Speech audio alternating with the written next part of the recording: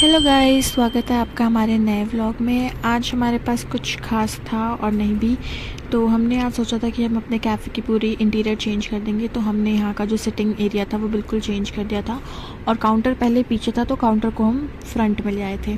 उसके बाद जो ये शीशा था ये मिलकर दीदी जी जो क्लीन कर रहे थे, क्योंकि शीशा क्लीन होना ज़्यादा अच्छा है, तभी तो हम लोग सब कुछ साफ साफ दिख पाएगा, अंदर से बाहर और बाहर से अंदर।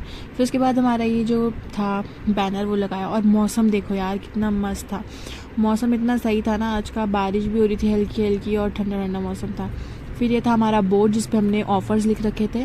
और उसके बाद हमारे कस्टमर्स आ गए थे, मतलब जैसे हमने काम ख़त्म किया वैसे कस्टमर्स आ गए थे।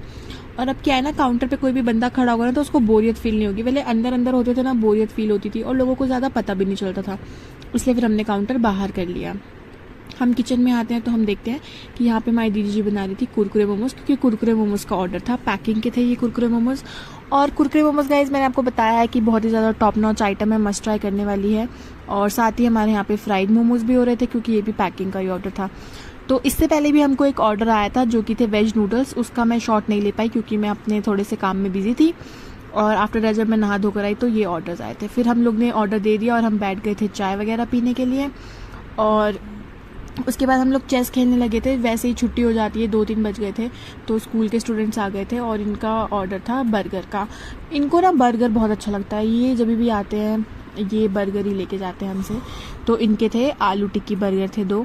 तो आलू टिक्की बर्गर कैसे बनते हैं वो यहाँ पे मैंने दिखाए हैं अभी फ़िलहाल के लिए। तो आप उसको एंजॉय कीजिए थोड़ी देर।